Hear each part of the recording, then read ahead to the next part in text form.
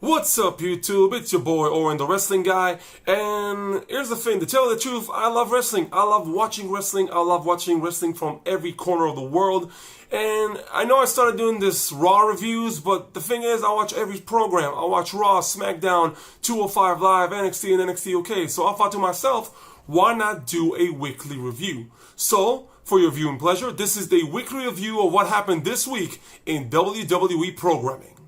So here's how it goes. I'll talk about each show, I'll talk about the bad things, I'll talk about the good things, and I'll even grade it. So let's begin. So, what did we have on Raw?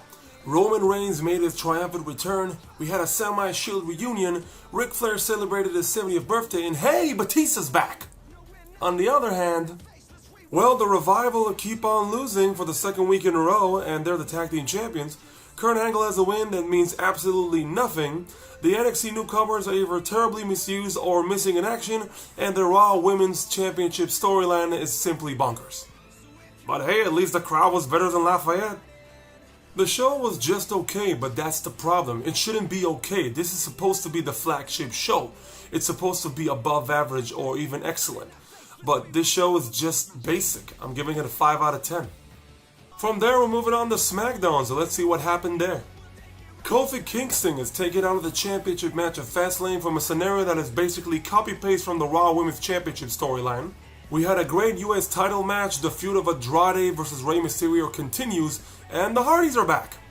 The SmackDown Women's Champion Asuka is nowhere in sight. There's still a lot of missing wrestlers like Sanity and the Good Brothers, and the NXT newcomers are still terribly misused.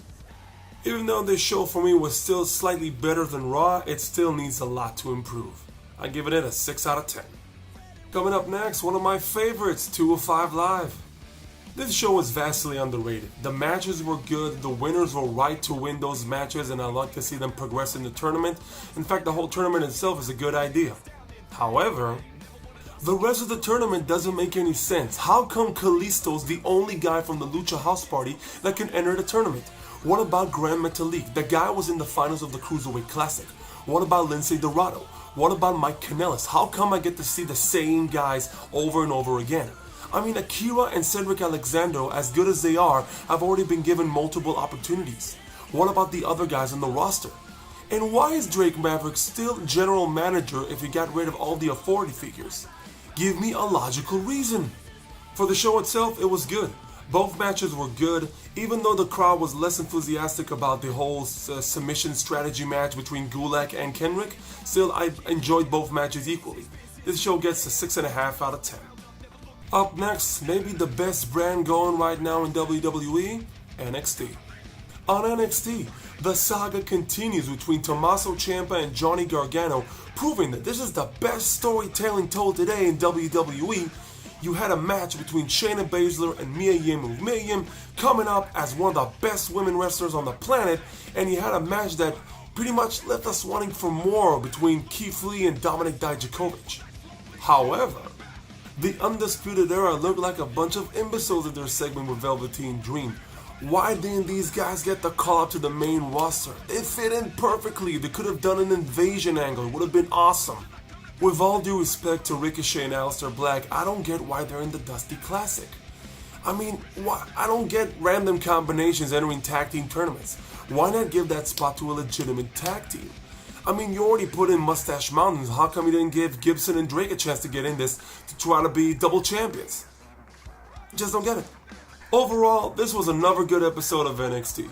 You had a match that showcased the future of the women's division in the tag team opener.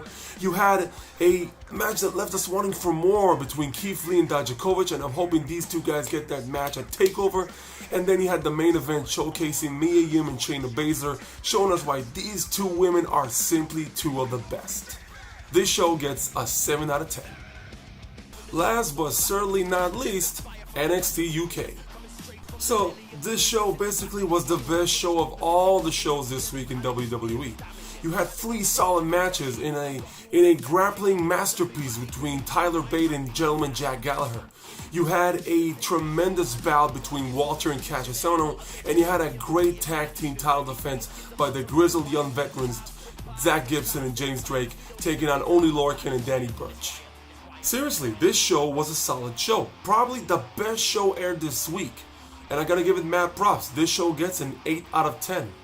So that pretty much wraps my weekly review. Did you like it? Let me know in the comments. Please hit the like and subscribe, and I'll see you next week with another weekly review.